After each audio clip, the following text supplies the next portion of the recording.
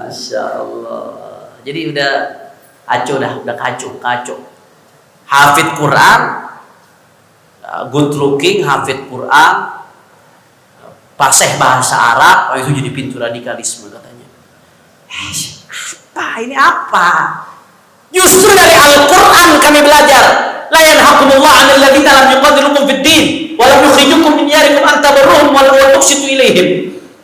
Allah tak melarang kalian untuk berbuat baik kepada mereka yang beda agama selama mereka tidak memerangi kita. Kami belajar toleransi dari Al-Quran. Anda katakan Al-Quran sumber radikal, dari mana sumbernya itu sudah?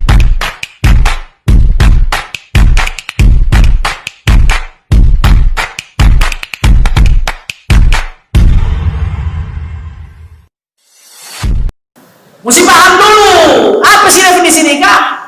Mesti paham.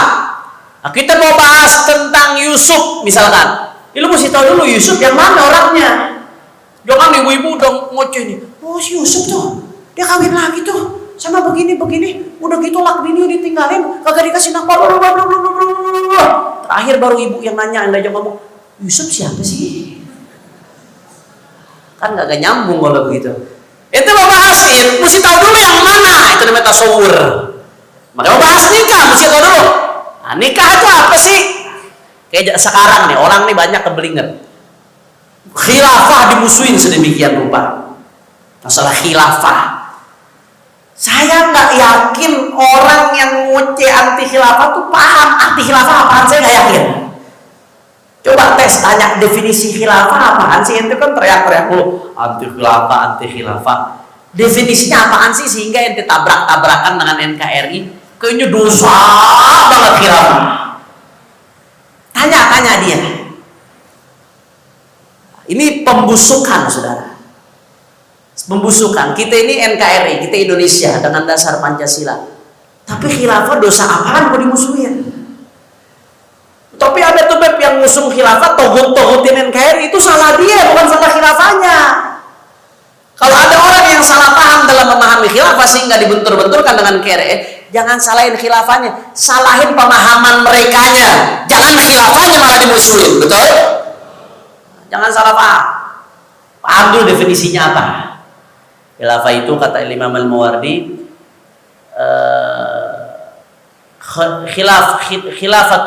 khilafatun nubuwah fi hirasatid din wa siyasatid dunya bihi. Ini bicara definisi ya, syekh yuzkan. Melanjutkan visi-misi kenabian di dalam menjaga agama dan mengatur urusan dunia bidin dengan agama. Makanya FPI fleksibel aja pahamin khilafah. Khilafah di zaman sekarang itu nggak kaku, nggak harus ngapus negara-negara yang nggak ada. Yang penting agama ditegakin, urusan dunia diatur dengan cara agama, itu udah khilafah. Itu di NKRI bisa tegakin agama, masukin ke undang-undang. Urusan dunia, muamalah, pernikahan diatur dengan agama, itu esensi spirit dari khilafah itu terwujud, nggak harus. Itu dibahas nanti panjang lebar. Makanya FPI realistis. TPI kalau di zaman sekarang konteks khilafah internasional itu yang realistis, ini OKI itu OKI. Indonesia tergabung dalam OKI, Organisasi Islam Internasional. Nah, tinggal ditingkatkan kerjasamanya. Uni Eropa bisa kok punya mata uang bersama. Kenapa kita negara Islam nggak punya mata uang bersama supaya kita kuat? Apa salah orang ngomong begitu? Salah apa enggak? Uni Eropa punya kok fakta pertahanan bersama. Kenapa kita negara Islam mau disuruh perang satu sama lain?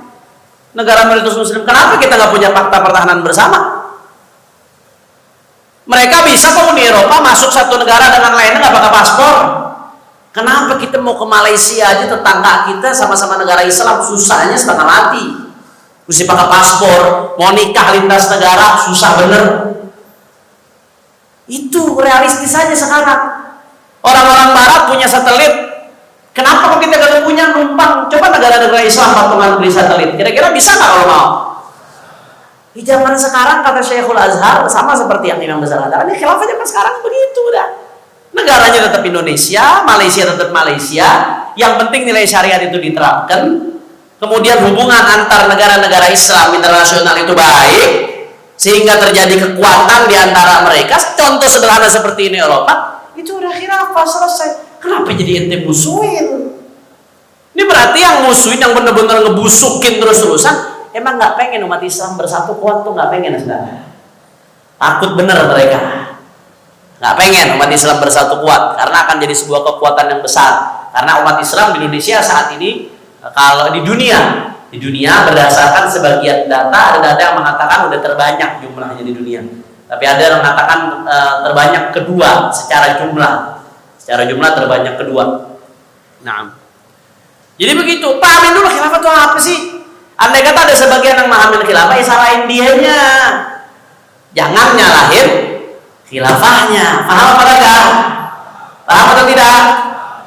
Sebagaimana sebagian orang yang salah memahamin Pancasila. Jangan ente nyalahin Pancasila, aja salahin yang salah paham terhadap Pancasila. Pemahamannya yang mesti dipermasalahin. Sekarang udah kacau dah, udah campur aduk. Ada menteri urusan agama yang dibahas tiap hari khilafah radikal. Hafid Quran dibilang sumber radikalisme, saudara. Masya Allah, good looking. Apa good looking itu? Anak-anak muda yang penampilannya keren-keren, Kiki Rosid tuh gini modelnya dah. Itu katanya pintu masuknya radikalisme. Good looking. Apa? Korelasinya tuh apa? Orang ganteng sumber radikal. Masya Allah. Jadi udah kacau. Hafid Quran, good looking, hafid Quran, fasih bahasa Arab, itu jadi pintu radikalisme katanya. Ini apa? Justru dari Al-Quran kami belajar. La yanhaqumullah 'anil ladzina lam yuqatilukum fid din wa lam yukhrijukum min diyarikum an tabarruhum wa tuqsitu ilaihim. Allah enggak melarang kalian untuk berbuat baik kepada mereka yang beda agama selama mereka tidak memerangi kita. Kami belajar toleransi dari Al-Quran.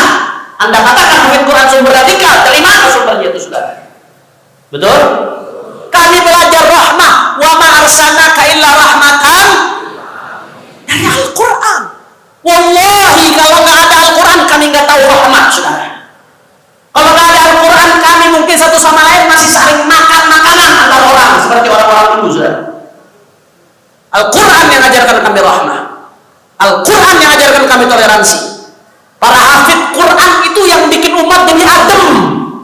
Umat udah pegel, pengen kalau mau bisa meledak, umat udah meledak. Harga serba mahal, betul? Kerja agak becus, kacau, umat udah mau meledak. Lagi kesel-kesel, panas-panas, sholat isya di Al-Madinah, imamnya Toto Hafid. Bismillahirrahmanirrahim.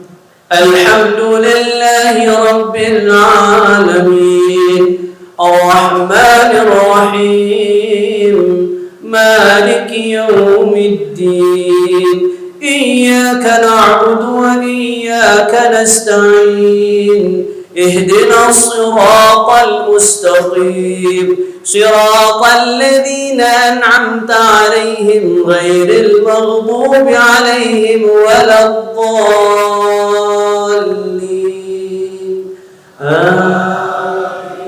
Ada apa kagak?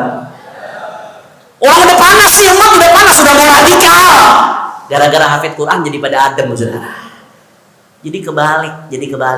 Bukan good looking yang bikin orang radikal, bukan hafid Quran yang bikin orang radikal. Justru yang muka jelek, omongan jelek itu yang bikin orang panas, bikin radikal, saudara.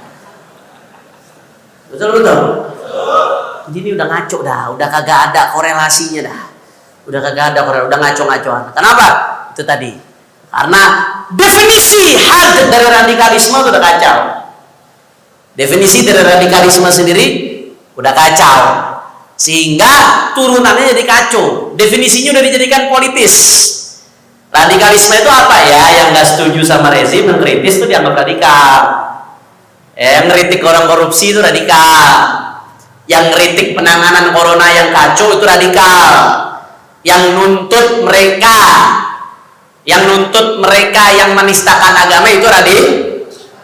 Masya Allah, nggak ada habisnya. Radikal khilafah, radikal HTI.